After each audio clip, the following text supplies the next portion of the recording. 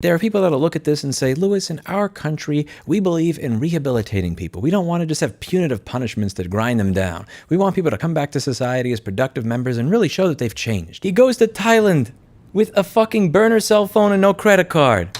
What's a pedophile doing in Thailand with a burner cell phone and no credit card?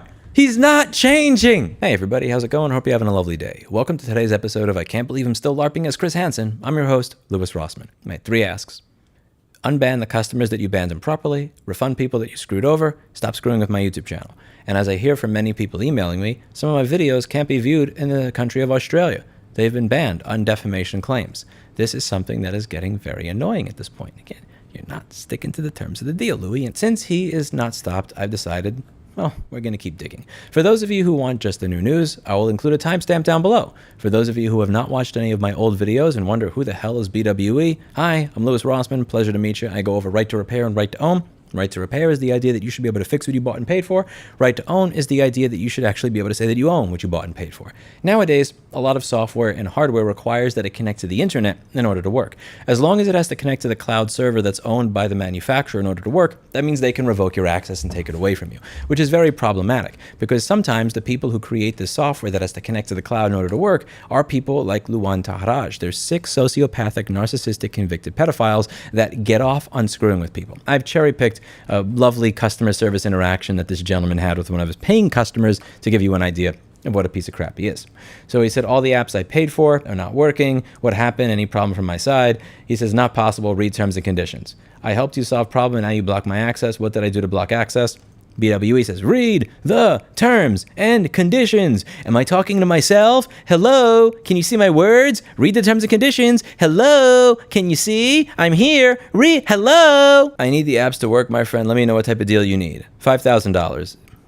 His software, he charges anywhere from like $50 to $600. So when he says $5,000, he's just screwing with the guy at this point. Okay, refund me. Haha. Refund what? All the apps I paid for in USB upgrade and now you steal my access without any problem happen. You can talk all fucking day about all sorts of bullshit. The fact remains I do not support Egyptians, so keep yapping and I block you or be quiet and solve it yourself. Okay.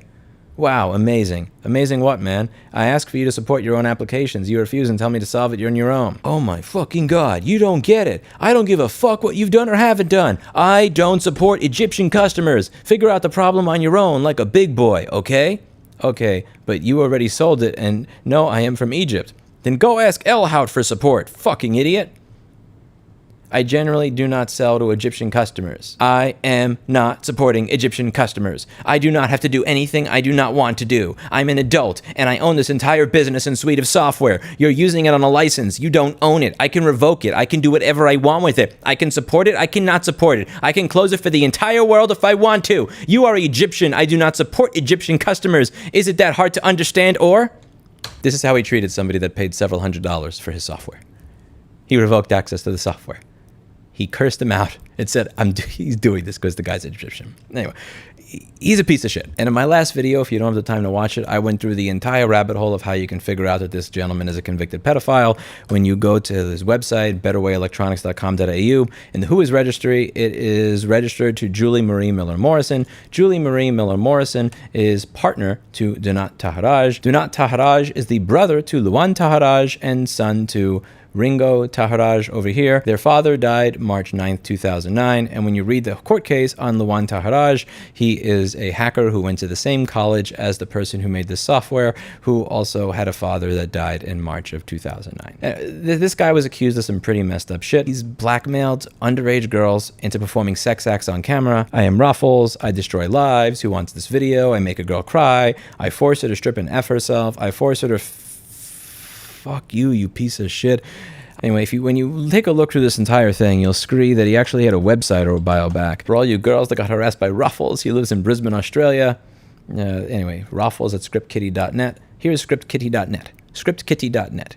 Voice over IP fraud. I'm selling proxy numbers to call pay-per-call companies. The amount of money you can make with this fraud depends on how long you stay on the line with them. You can get the money legitimately through PayPal, check, or wire transfer. The legality of the fraud is that you're accessing a phone line illegally, but the line has no logs. And he gives you details on how to create this scam. He also is selling, I think, a cell phone jammer over here, which I believe is illegal under the Communications Act, but if you're a lawyer or a prosecutor in Australia, you tell me. Portable cell phone jammer. It costs $40. Yeah, creates enough interference to block all cell phone signals around you. 5 band blocking support. Now, many of my people in my audience have called me an idiot because I was talking about statute of limitations, and that we have that in the United States, where if it's a certain amount of time has passed since you committed a crime, you cannot be prosecuted. I said, Lewis, you're an idiot. We don't have that in Australia. Oh, great. Since you don't have that in Australia, I'm pretty sure that some of this stuff is a crime. When you're on a website and you're bragging about how to commit fraud and voice over IP fraud and jam cell phone signals and all that type of stuff. And the thing is, I have a feeling that they're not going to go after him. I'm going to tell you why. Firstly, the appellant's denial of responsibility and lack of remorse did not suggest these prospects were promising. He was unapologetic throughout the entire court case. He had no remorse, and he actually thought he was clever. The appellant placed it on the internet with enthusiasm and pride about his own cleverness. The appellant has shown no contrition, continued to deny responsibility, and was proud of his own cleverness in orchestrating the offending. This sick bastard never took accountability or responsibility, never apologized, thought he was great for what he did, showed no remorse, and got 4 years for it.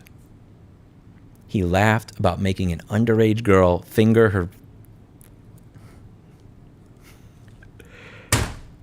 and he got 4 years. But wait, it gets better. So I make a video talking about how this guy scams people. My video gets taken down for defamation to where you can't even fucking watch it in the country of Australia. Watch what Australia does for him, though. Check this out. So the way that I was able to confirm that Louis Tahiri was Luan Taharaj is from their public business records. When I looked up his record, historical details for this ABN number, so I could see that Louis Tahiri is actually Luan Taharaj, and when he registered his business, and be able to line everything up to figure out that the person that's fucking with everybody in the repair community is a convicted pedophile from Australia, you know what they did? They removed it from the fucking website! ABN details have been suppressed. What the fuck is this? Why is it that my videos going over somebody who's scamming everybody in my industry get removed for defamation, but the person who actually did it, who, by the way, not defamation when they're a convicted fucking felon in your own country, has his details removed from the website? Why are you protecting somebody who brags about having underage girls camera, who tries to blackmail them and having sex with him, and then the person that actually brings this shit up is the one that gets the video removed from defamation? Why?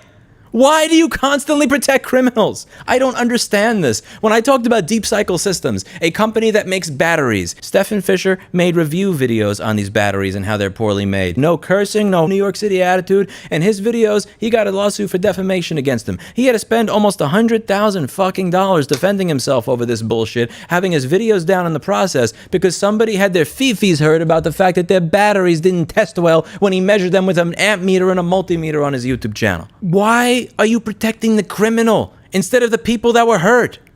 This man brags about making over $200,000 a year. Thank you to Steve for all the research here, by the way. This man hasn't refunded any of the people that he fucked over.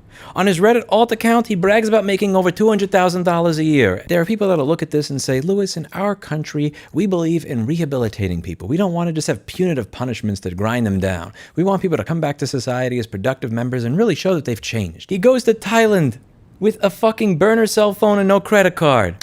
What's a pedophile doing in Thailand with a burner cell phone and no fucking credit card? He's not changing. Darvo people don't change. The only thing worse than a Darvo person is a pedophile Darvo person. Stop protecting the criminal. When they tell you in your courtroom that they find themselves clever for what they did and show no remorse, I suggest you believe them and stop giving them these slaps on the fucking wrist for crimes that in any other country they probably would be thrown under a bridge for. To deserve a second chance, you have to believe that you did something wrong. You have to apologize. You have to say, I'm sorry. You can't go through your life treating people like this. Some of you have said, well, you know, in our country, we don't believe in just punishing people for the sake of punishing them. We believe in rehabilitating people, and that's great. Is this rehabilitated to you? Is this rehabilitated? I have this question to anybody involved in this case within the Australian legal, justice, and consumer protection systems. Do you want to be the person responsible for helping hundreds of thousands of people get their money back after being screwed by a sociopath that brags about getting hundreds of thousands of dollars a year to rip people off? Or do you want to be the people who are known for protecting a convicted pedophile who brags about getting underage girls to while getting the videos taken down of the person trying to hold him accountable and responsible for it? It's one or the other, man. You do you, though. You do you. Our country's got a lot of fucking problems. United States of America cannot be looking at anybody else right now and criticizing them. I get that. I came from New York. I now live in Texas.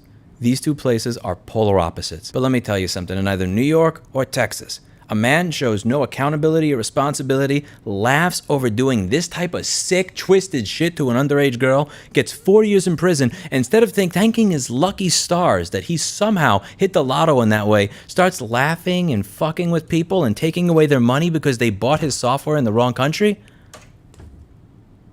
That's the one area we would come together as Americans, actually act like the United States that it says on the map, and be fully united in locking him up behind bars, throwing away the key. Not before recovering money from him to pay back every single person he scammed. I don't want to speak too prematurely, but I hope you do your job.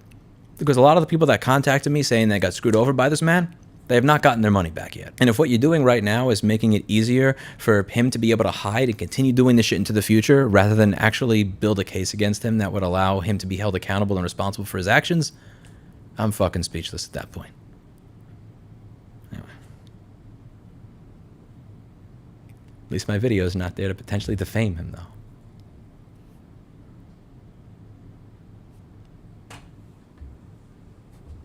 You can't believe this shit, can you, Blackberry?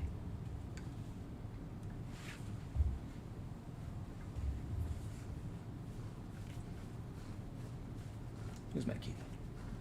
Yeah, I need a bit of relax after that bullshit. You could tell my blood pressure's up right now, can't you, girl? Can't you? You're a good kitty, though. You're such a good little kitty. Who loves you?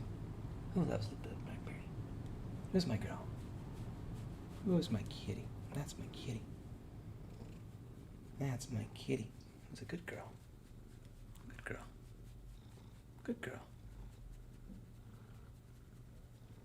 Good girl. Good kitty.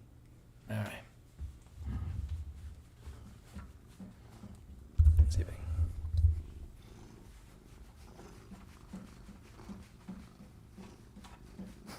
can. Whoa, that's a lot of fur. Blackberry. I'm not allergic to cats, but I'm about to become allergic to cats. Jesus. Wow. It's like another blackberry in the air right now.